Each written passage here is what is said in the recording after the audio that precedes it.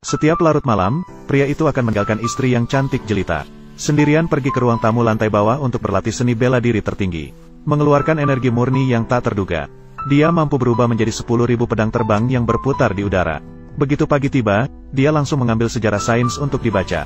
Sang istri yang polos melihat ekspresi seriusnya. Segera kembali dan mengganti pakaian dengan setelan profesional yang elegan. Lalu menuangkan secangkir teh pagi tahun 82 untuk pria muda itu. Bertanya bercanda apakah dia bangun begitu pagi karena ingin menjadi dewa. Di dunia ini, tidak ada dewa. Harus percaya pada ilmu pengetahuan. Dan alasan dia menyembunyikan rahasia kultivasinya dari istrinya. Karena dia tidak ingin melibatkan istrinya dalam dendam. 20 tahun yang lalu, harta karun keluarga Chen dihancurkan.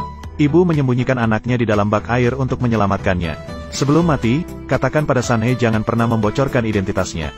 Terutama bagi orang yang memegang naga burung Chenjia. Hiduplah dengan baik dengan batu giok ini di tubuhmu.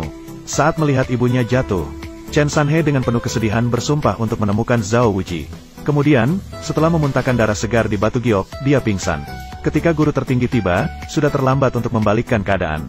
Namun dia menemukan kekuatan misterius di tubuh Chen Sanhe. Maka dia menerima Chen Sanhe sebagai murid terdekatnya. 20 tahun kemudian, Chen Sanhe sudah menjadi satu-satunya dewa sejati di dunia manusia. Di dasar danau Gunung Naga, muncul seekor naga jahat. Guru tertinggi bertarung dengannya selama 7 hari 7 malam tanpa berhasil melukainya. Akhirnya, napas busuk yang dikeluarkan oleh naga jahat menyebabkan cedera internal. Di saat krisis, sebilah pedang raksasa 500 meter turun dari langit. Chen Sanhe santai mengayuh rakit bambu datang. Apakah guru butuh bantuan? Nakal. Mengapa kau tidak menunggu aku dipukul mati baru datang?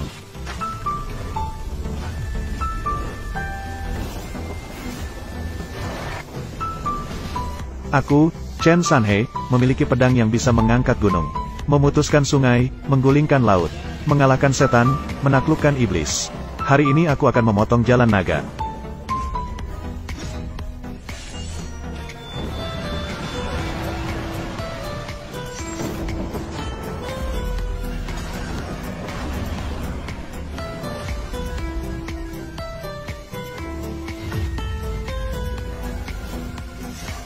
Selesai bertarung, pulang. Melihat murid tercinta yang suka terlambat membuatnya malu. Guru langit langsung menghukumnya menyapu lantai selama sebulan. Chen Sanhe sambil menyapu mengkritik guru sebagai orang pelit. Tidak bisa mengalahkan naga setan tapi masih mengeluarkan kemarahan padanya. Saat itu, ratusan mobil mewah datang dari bawah gunung.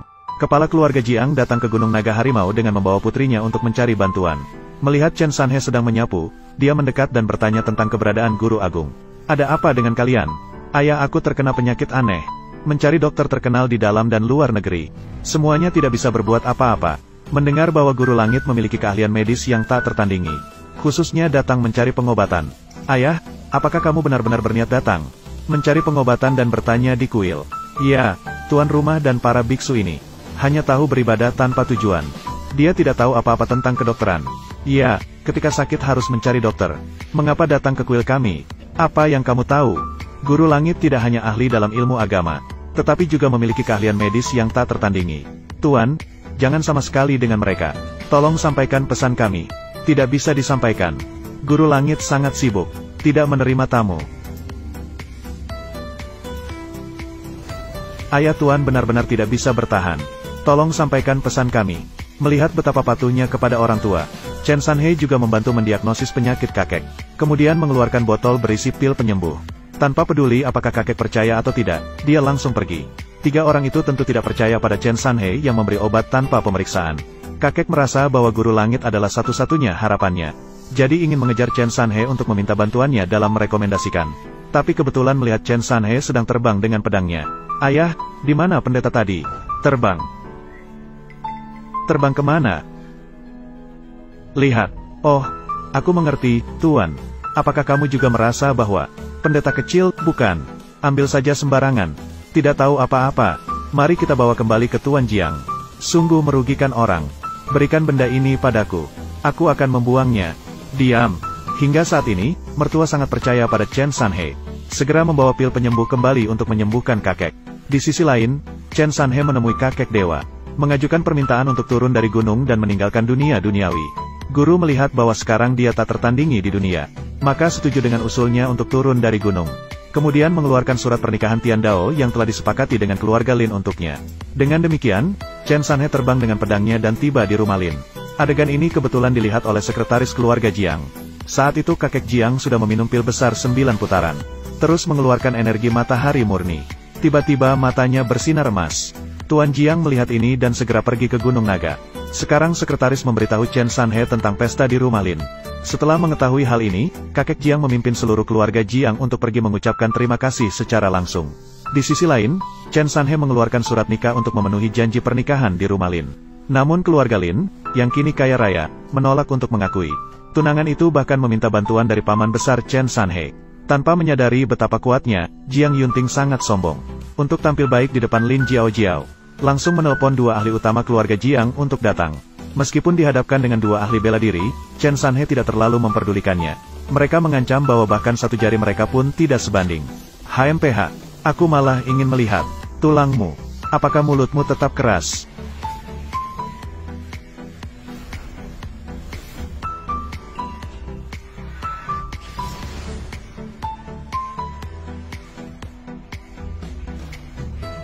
Hanya itu kemampuannya. Masih ingin menjadi pahlawan bagi keluarga Lin. Melihat bahwa 2 ahli besar bukan lawan bagi Chen Sanhe, saudara ipar sekali lagi menelpon semua ahli tinggi dari keluarga Jiang. Untungnya, saat itu kakek Jiang datang tepat waktu bersama keluarganya. Ini membuat keluarga Jiang kehilangan 3 ahli besar. Kemudian, satu tamparan mendarat di wajah anak durhaka ini. Mereka semua bersama-sama bersyukur kepada Chen Sanhe atas menyelamatkan nyawa mereka. Untuk memberikan penjelasan kepada Chen Sanhe, mertua sendiri yang mematahkan lengan Jiang Yunting. Jiang Wanyun juga secara terbuka mengumumkan pembatalan pesanan senilai miliaran dari keluarga Lin. Melihat keluarga Jiang begitu jelas membedakan urusan pribadi dan publik, Chen Sanhe juga menyetujui permintaan kakek Jiang untuk tinggal sementara di rumah mereka. Pemimpin kecil. Aku tidak kecil. Oh, jadi, bagaimana kami seharusnya memanggilmu? Di dunia duniawi, panggil saja namaku Chen Sanhe. Baiklah, Tuan Chen. Kamu semua di Gunung Naga Harimau. Memang ada harimau tersembunyi dan naga terbaring. Aku yakin, kamu juga seorang ahli pengobatan yang ulung, bukan? Jangan repot-repot lagi ya. Tolong periksa kakekku. Lihat apakah dia baik-baik saja. Apakah ada efek samping yang tersisa. Kakek Jiang minum obat yang aku buat. Pil besar 9 putaran. Sudah tidak akan sakit lagi. Setidaknya bisa hidup 50 tahun lagi. Orang-orang, ternyata masih ada rasa bangga. Bahkan percaya pada diri sendiri. Kakek, Xiao Wu ingin aku menandatangani kontrak. Aku keluar sebentar. Kalian bisa berbicara. Wanyun, segera selesaikan urusannya. Kembali dan minum teh bersama Tuan Chen.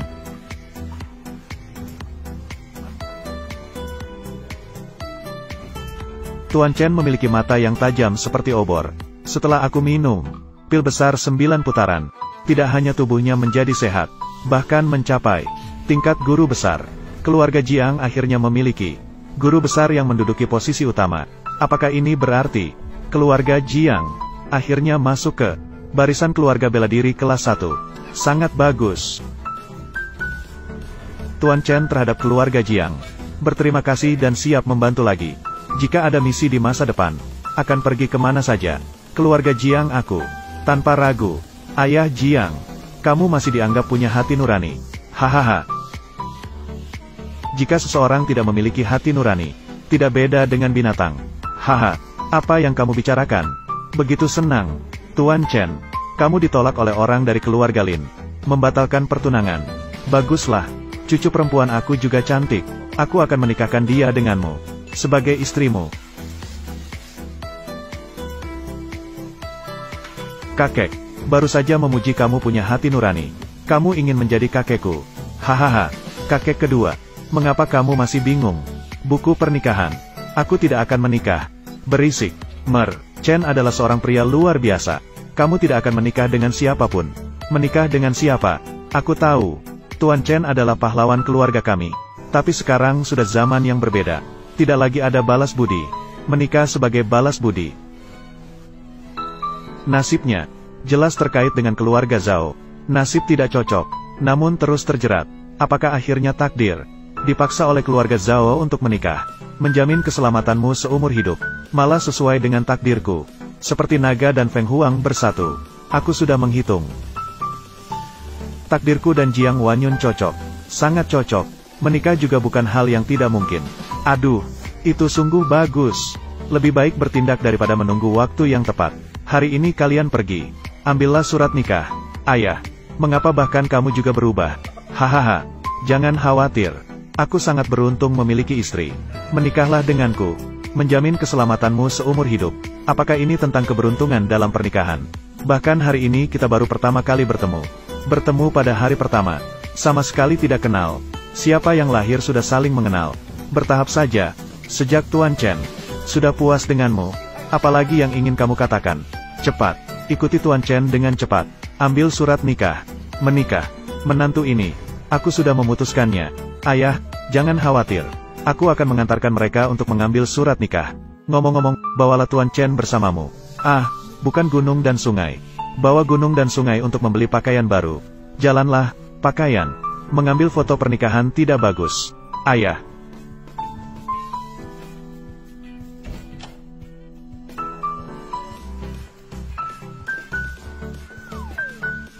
Hahaha, ayah. Bagaimana? Sudah mengurus surat nikah belum? Sebenarnya, kantor urusan sipil sudah tutup. Tapi aku sudah mencari orang. Meminta mereka lembur.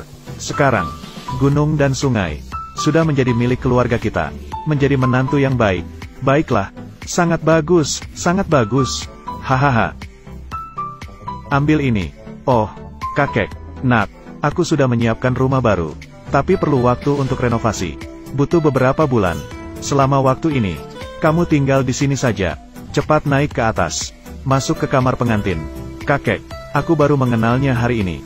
Karena baru mengenal hari ini, sebaiknya segera memperkuat hubungan. Aku, tapi berharap untuk memeluk cucu. Benar, kalian harus bekerja lebih keras.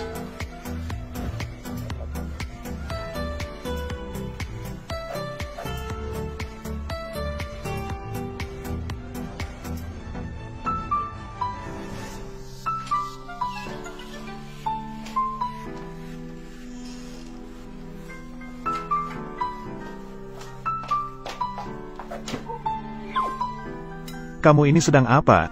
Aku tidur di tempat tidur. Kamu tidur di lantai. Tidur terpisah. Tapi tidak bisa memiliki anak. Kamu ingin aku memberikanmu. Melahirkan anak, kamu harus melupakan hal itu. Ini adalah keinginan kakek dan ayahmu. Jangan bandingkan aku dengan mereka. Meskipun kamu ganti jubah. Kamu terlihat keren. Tapi aku, Jiang Wanyun, bukan tipe orang yang hanya peduli penampilan. Aku tidak sekadar melihat dari luar. Oh, jadi, kamu punya kedalaman ya? Aku menginginkan hubungan. Pastinya, cinta yang penuh gairah. Bukan karena perintah orang tua. Seperti kamu, si muka polos seperti ini. Bukan tipe idealku. Lalu, tipe idealmu itu seperti apa? Calon suamiku. Bukan seperti dewa perang Tianche, yang memiliki reputasi luar biasa. Harus setara. Seperti Dewi Keberuntungan. He Nianan, orang terkaya. Sebagai tokoh bisnis besar. Paham? Yang kamu sebutkan. Aku kenal mereka. Mereka adalah muridku. Kamu terlalu banyak bual. Dewa Perang Tianche dan He Shoufu. Mereka adalah tokoh luar biasa. Kamu berani jadi gurunya. Aku adalah guru agung Zizun. Terima 2 orang jenius sebagai murid. Sangat masuk akal bukan? Kalau bukan karena kamu menyapu di Gunung Naga Harimau, mungkin aku benar-benar percaya. Siapa bilang guru agung tidak bisa menyapu lantai? Tadi kamu bilang pil besar 9 putaran. Saat kamu membuatnya, aku seharusnya membongkar kamu. Dunia para kuat. Kamu masih belum mengerti. Nanti, kamu akan tahu perlahan-lahan. Cepatlah tidur di lantai. Kamu punya segalanya dalam mimpi. Hei, kemana kamu pergi? Manusia dilahirkan antara langit dan bumi. Tidak boleh merasa rendah di hadapan orang lain. Apakah kalimat ini digunakan di sini? Identitas aku. Kamu membuat aku tidur di lantai. Itu adalah penghinaan terhadap aku. Aku pergi ke ruang tamu.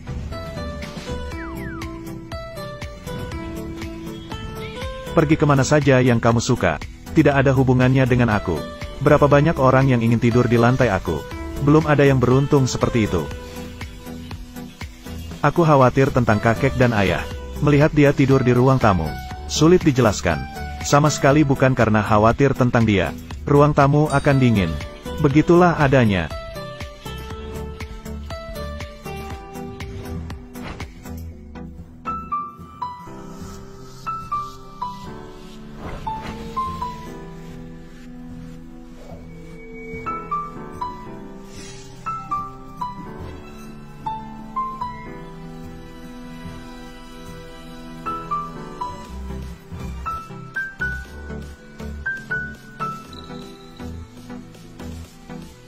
Dia ini aneh. Sedang apa? Apakah kamu sedang berlatih seni bela diri? Melompat ke subjek 3.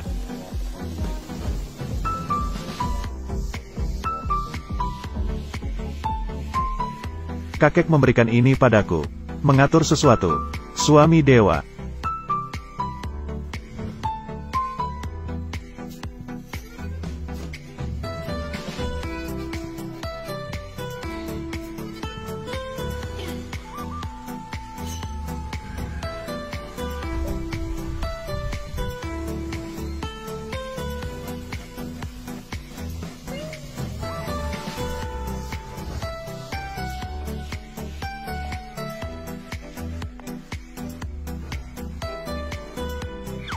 Hei, kemarin kamu sedang apa? Berbicara tentang hal-hal gaib. Kamu tidak mungkin sedang berlatih seni bela diri, kan? Di dunia ini tidak ada dewa. Harus percaya pada ilmu pengetahuan. Kamu seorang praktisi seni bela diri. Masih mempelajari ilmu pengetahuan. Bagaimana? Ingin melanjutkan studi? Yang disebut astronomi dan geografi. Yin Yang Bagua. Tidak bertentangan dengan seni bela diri dan ilmu pengetahuan ini. Pada dasarnya tidak bertentangan. Semua tentang menjelajahi misteri alam semesta, dan mengembangkan batas manusia. Sayang, hei, berhenti panggil begitu. Tidak tahan sedikit pun. Merinding. Panggil aku Wanyun saja. Kamu harus terbiasa dengan panggilan ini. Kita berdua sudah menikah. Wanyun dari keluarga Zhao di utara. Kamu tahu berapa banyak? Kamu mencari tahu tentang keluarga Zhao di utara untuk apa? Apakah kamu pikir membersihkan Longhou Mountain tidak menarik? Ingin pindah ke keluarga Zhao? Pindah. Aku ingin menghancurkan keluarga Zhao. Kamu bercanda kan? Cepat katakan padaku. Kamu sedang bercanda.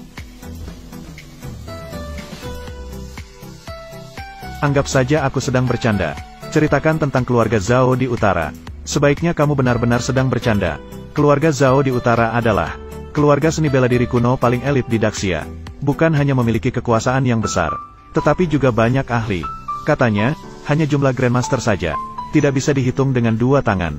Leluhur keluarga Zhao bahkan melampaui Grandmaster. Sudah lama mencapai puncak tingkat Abaodan. Ada lagi burung besar musim panas. Senjata ilahi ini. Dia membawa naga burung Daxia bersamanya. Aku juga tidak tahu. Aku juga tidak terlalu jelas tentang detailnya. Keluarga Jiang dan keluarga Zhao kita tidak berhasil bekerja sama. Aku juga tidak punya kesempatan untuk berhubungan dengan ahli kuat tingkat atas seperti ini. Keluarga Jiang tidak berhasil bekerja sama dengan keluarga Zhao. Lalu mengapa kemarin, saat meramalkan untuk Jiang Wanyun, nasibnya akan terkait dengan keluarga Zhao secara rumit dipertautkan? Halo, apa? Tidak mungkin. Mei Yunting, aku harus pergi sebentar. Pesan makanan untuk sarapan sendiri. Apakah kamu butuh bantuan aku? Apakah Anda memerlukan bantuan aku? 3. Urusan bisnis. Kamu bisa membantu apa dan pergi? Sepertinya, dia mengalami masalah besar.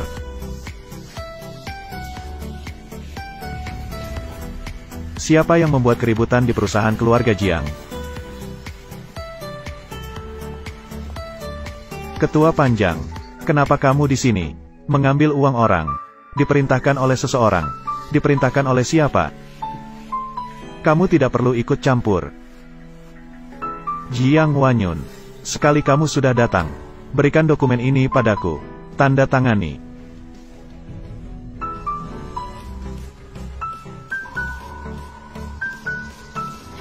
Perjanjian transfer saham. Mei Yunting, apakah kamu ingin aku melepaskan semua saham perusahaan keluarga Jiang untuk ditransfer kepadamu tanpa biaya? Nona Jiang, perjanjian transfer saham hari ini.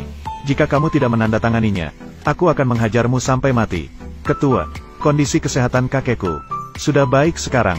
Keluarga Jiang kami juga tidak bisa diintimidasi. Hai Ketua Long, dia sedang mengancammu. Aku benar-benar tidak menganggap orang tua itu Jiang Wanhao dianggap serius. Ayo, pertama-tama hancurkan sekretaris ini. Lumpuhkan lengannya untukku. Jangan maafkan aku. Lepaskan Xiao Wu.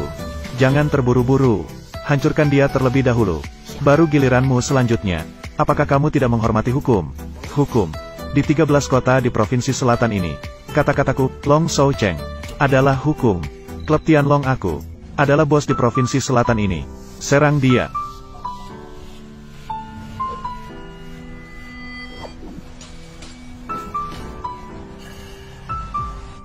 Aku akan melihat seberapa kuat provinsi selatan ini. Berapa banyak kekuatan yang dimiliki. Chen Sanhe, cepat pergi.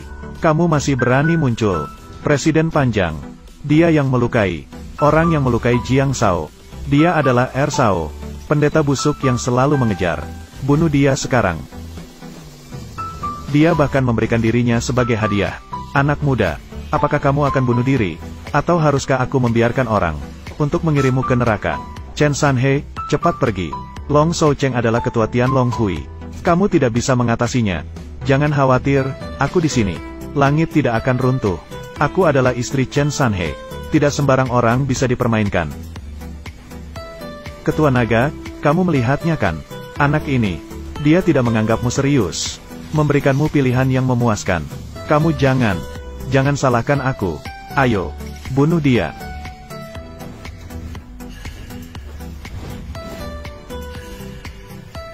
Bisakah kamu bertarung seperti itu? Mereka terlalu lemah. Aku benar-benar tidak tahu. Hanya dengan kekuatan mereka yang seadanya, mereka bisa mendominasi provinsi selatan. Ingin mudah, sedikit kemampuan, berani bersikap arogan di depanku. Baiklah, jadi hari ini akan membunuhmu sendiri. Kekuatan kota Long Shou lebih kuat dari kakekku.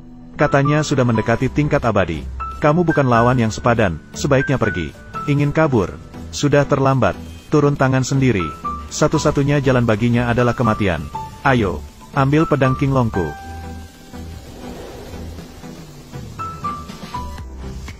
Chen Sanhe adalah suamiku. Jika kamu berani menyentuhnya hari ini, aku, Jiang Wanyun, akan melakukan segalanya. Bergabung dengan kalian Tianlong Guild. Sampai mati. Maka aku akan membunuh anak muda ini terlebih dahulu. Aku ingin melihat bagaimana cara sampai mati yang sebenarnya.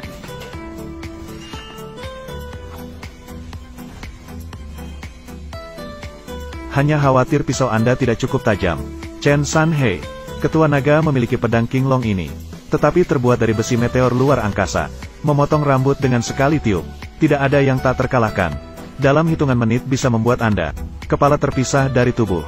Ketua naga, jika aku menjadi kamu, dia meremehkanmu. Chen Sanhe, jangan main-main, segera lari. Tunggu sampai ahli dari keluarga Jiangku datang. Kamu masih punya kesempatan. Tenang saja, ayo.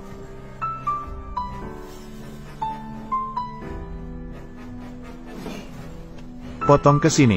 Lihat apakah bisa dipotong. Chen Sanhe, kamu gila. Ketua naga, jika aku menjadi Anda, aku pasti tidak akan tahan. Ini terlalu sombong. Aku besar begitu. Tidak pernah melihat orang sebegitu sombong. Barang kacau balau. Mencari kematian.